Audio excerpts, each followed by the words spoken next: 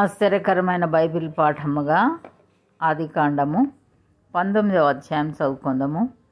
ఆ సాయంకాలమందు ఆ ఇద్దరు దేవదూతలు సొదొమ చేరున్నప్పటికీ లోతు సొదొమ గవిని యొద్ద కూర్చుండి ఉండెను. లోతు వారిని చూచి వారిని ఎదుర్కొనుటకు లేచి సాష్టాంగ నమస్కారము చేసి, నా ప్రభువులారా, దయచేసి మీ దాసుని ఇంటికి వచ్చి రాత్రి వెళ్ళబుచ్చి కాళ్ళు కడుగుకొనుడి. మీరు పెందలకడ లేచి మీ త్రోవను వెళ్ళవచ్చుననెను. అందుకు వారు, అలాగు కాదు, నడివీధిలో రాత్రి వెళ్ళబుచ్చెదమని చెప్పిరి. అయినను అతడు మిక్కిలి బలవంతం చేసినప్పుడు వారు అతని తట్టు తిరిగి అతని ఇంట ప్రవేశించిరి. అతడు వారికి విందు చేసి పొంగని రొట్టెలు కాల్చగా వారు భోజనం చేసిరి. వారు పండుకొనక ముందు ఆ పట్టణస్థులు అనగా సొదొమ మనుష్యులు, బాలురును వృద్ధులను ప్రజలందరూ నలుదిక్కుల నుండి కూడి వచ్చి ఆ ఇల్లు చుట్టవేసి లోతును పిలిచి, ఈ రాత్రి నీ యొద్దకు వచ్చిన మనుషులు ఎక్కడా? మేము వారిని కూడునట్లు మా యొద్దకు వారిని వెలుపలికి తీసుకొని రమ్మని అతనితో చెప్పగా, లోతు వెలుపల ద్వారం నొద్దనున్న వారి దగ్గరకు వెళ్ళి తన వెనుక తలుపు వేసి, అన్నలారా, ఇంత పాతకం కట్టుకొనకుడి. ఇదిగో, పురుషుని కూడని ఇద్దరు కుమార్తెలు నాకున్నారు. సెలవైతే వారిని మీ యొద్దకు వెలుపలికి తీసుకొని వచ్చేదను. వారిని మీ మనస్సు వచ్చినట్లు చేయుడి. ఈ మనుషులు నా ఇంటి నీడకు వచ్చి ఉన్నారు గనుక వారిని మీరేమీ చేయకూడదని చెప్పినప్పుడు వారు, నీవు అవతలికి పొమ్మనిరి. మరియు వారు, వీడెవడో మనలోనికి పరదేశిగా వచ్చి తీర్పరిగా నుండ చూచుచున్నాడు. కాగా వారికంటే నీకు ఎక్కువ కీడు చేసేదమని చెప్పి లోతు అను ఆ మనుషుని మీద దుమ్మిగా పడి తలుపు పగులగొట్టుటకు సమీపించిరి. అయితే ఆ మనుషులు తమ చేతులు చాపి లోతును ఇంటి లోపలికి తమ యొద్దకు తీసుకొని తలుపు వేసిరి. అప్పుడు వారు పిన్నలు మొదలుకొని పెద్దల వరకు ఆ ఇంటి ద్వారము దగ్గరనున్న వారికి కనుమబ్బు కలుగజేయగా వారు ద్వారం కనుగొనలేక విసికిరి. అప్పుడు ఆ మనుషులు లోతుతో, ఇక్కడ నీకు మరి ఎవరున్నారు? నీ అల్లుని, నీ కుమారులను, నీ కుమార్తెలను, ఈ ఊరిలో నీకు కలిగిన వారినందరినీ వెలుపలికి తీసుకొని రమ్ము. మేము ఈ చోటు నాశనము చేయవచ్చితిమి.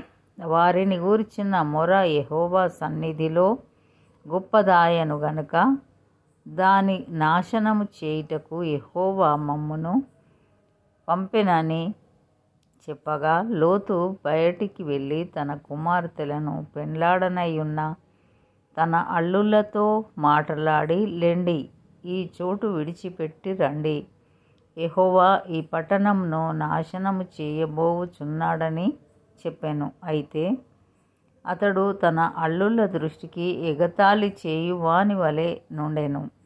తెల్లవారినప్పుడు ఆ దూతలు లోతును త్వరపెట్టి, లెమ్ము, ఈ ఊరి దోష శిక్షలో నశించిపోకుండా నీ భార్యను, ఇక్కడనున్న నీ ఇద్దరు కుమార్తెలను తీసుకుని రమ్మని చెప్పిరి.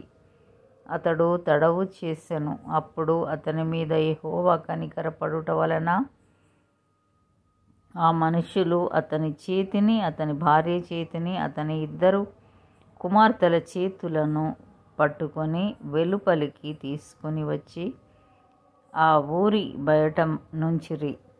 ఆ దూతలు వారిని వెలుపలికి తీసుకొని వచ్చిన తరువాత ఆయన, నీ ప్రాణంను దక్కించుకొనున్నట్లు పారిపొమ్ము, నీ వెనుక చూడకుము, ఈ మైదానములో ఎక్కడనూ నిలువక నీవు నశించిపోకుండా ఆ పర్వతమునకు పారిపొమ్మని చెప్పగా, లోతు, ప్రభువా, అలాగు కాదు, ఇదిగో నీ కటాక్షము నీ దాసుని మీద వచ్చినది.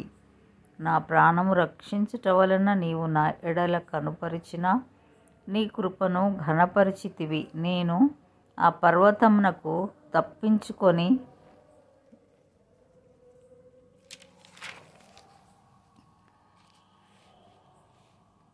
పోలేను. ఈ కీడు నాకు సంభవించి చచ్చిపోవుదునేమో. ఇదిగో, పారిపోవుటకు ఈ ఊరు సమీపంలో ఉన్నది. అది చిన్నది. నన్నక్కడికి తప్పించుకొని పోనిమ్ము. అది చిన్నది గదా, నేను బ్రతుకుదునని చెప్పినప్పుడు ఆయన, ఇదిగో, నీవు చెప్పిన ఈ ఊరు నాశనం చేయను. ఈ విషయంలో నీ మనవి అంగీకరించి తిని నీవు త్వరపడి అక్కడికి తప్పించుకొని పొమ్ము. నీవక్కడ చేరు వరకు నేనేమీయూ చేయలేననేను. అందుచేత ఆ ఊరికి సోయరు అను పేరు పెట్టబడెను. లోతు సోయరుకు వచ్చినప్పుడు ఆ దేశమున సూర్యుడు ఉదయించెను. అప్పుడు యెహోవా సొదొమ మీదను గొమొర్రా మీదను యెహోవా యొద్ద నుండి గంధకమును అగ్నిని ఆకాశం నుండి కురిపించి ఆ పట్టణములను, ఆ మైదానమంతటిని, ఆ పట్టణములలో నివసించిన వారినందరినీ, నీల మొలకలను నాశనం చేసెను. అయితే లోతు భార్య అతని వెనుక నుండి తిరిగి చూచి ఉప్పు స్తంభమాయెను. తెల్లవారినప్పుడు అబ్రాహాము లేచి తాను యెహోవా సన్నిధిని నిలిచిన చోటికి వచ్చి సొదొమ గొమొర్రాల తట్టును ఆ మైదానపు ప్రదేశము యావత్తును చూడగా, అదిగో, ఆ ప్రదేశపు పొగ ఆవము పొగవలే లేచుచుండెను. దేవుడు ఆ మైదానపు పట్టణములను పాడు చేసినప్పుడు దేవుడు అబ్రాహామును జ్ఞాపకం చేసుకొని లోతు కాపురమున్న పట్టణములను నాశనము చేసినప్పుడు ఆ నాశనము మధ్యన లోతు నశించకుండా అతని తప్పించెను. లోతు సోయరులో నివసించుటకు భయపడి తన 2 కుమార్తెలతో కూడా సోయరు నుండి పోయి ఆ పర్వతమందు నివసించెను. అతడును అతని 2 కుమార్తెలను ఒక గుహలో నివసించిరి. అట్లుండగా అక్క తన చెల్లెలితో, మన తండ్రి ముసలివాడు, సర్వలోక మర్యాద చొప్పున మనతో పోవుటకు లోకంలో ఏ పురుషుడునూ లేడు. మన తండ్రికి ద్రాక్షారసము త్రాగించి అతనితో శయనించి మన తండ్రి వలన సంతానం కలగ చేసుకొందము రమ్మని చెప్పెను.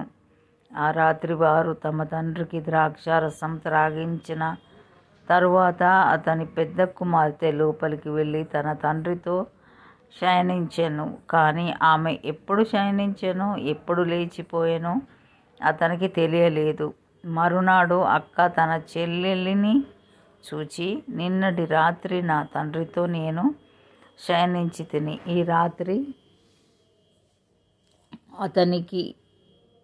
అతనికి ద్రాక్షారసం త్రాగించిన తర్వాత నీవు లోపలికి వెళ్ళి అతనితో శయనించుము. అలాగున మన తండ్రి వలన సంతానం కలగ చేసుకుందామని చెప్పాను. ఆ రాత్రియు వారు తమ తండ్రికి ద్రాక్షారసం త్రాగించిరి. అప్పుడు ఆ చిన్నది లేచి అతనితో శయనించెను. ఆమె ఎప్పుడు శయనించెనో, ఎప్పుడు లేచిపోయెనో అతనికి తెలియలేదు.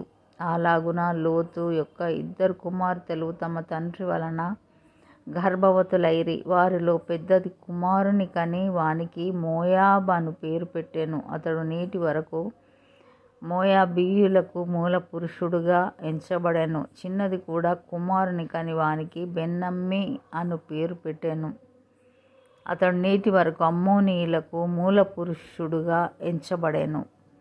ఇంతటితో ఈ దినం కొరకైన బైబిల్ పాఠము సరి.